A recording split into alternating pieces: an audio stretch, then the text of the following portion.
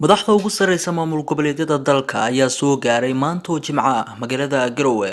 Madaxdan ayaa kala ahaa madaxweynayaasha Koonfur Galbeed, Jubbaland, Hirshabelle, halka Britole lagu wado inuu yimaado madaxweynaha Galmudug.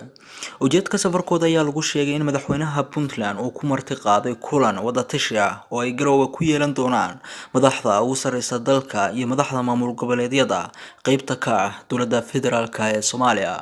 Waxaana garoonka diyaaradaha magaalada Garowe Engineer Abshir ugu heelana inay soo dhaweeyaan madaxda ugu sareysa Puntland oo ugu horeeyo madaxweynaha Puntland Saciid Cabdullaahi Dani iyo ku-xigeenkiisa.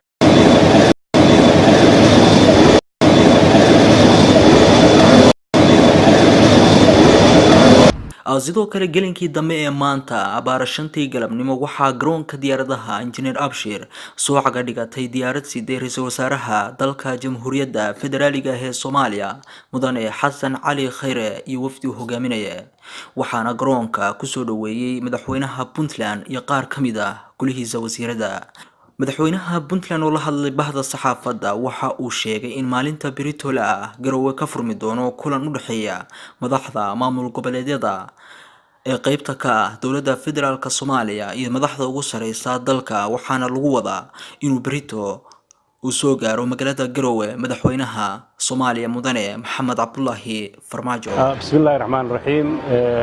Waxaa maanta sharaf weyn noo ah iyadoo maalin Jimco tahay inaan ku soo dhaweyno garoonka Jeneraal Maxamed Abshir ee magaalada Garowe ra'iisul wasaaraha dowladda federaalka Soomaaliya mudane Xasan Cali Khayre iyo wafdi ballaaran oo la socday iyadoo maalinta berri ah haddii Ilaahay ka dhigo uu ka bilaaban doono shir wada tashi ah oo ay yeelan doonaan xubnaha dowladaha federaalka xubnaha ka ah iyo dowladda federaalka ah madaxweynaha iyo ra'iisul wasaaraha haddii Ilaahay shirkaas oo ah wada tashi oo aan rajaynayno in looga wada hadlo waxyaabo dadka iyo dalka Soomaaliya dan u ah.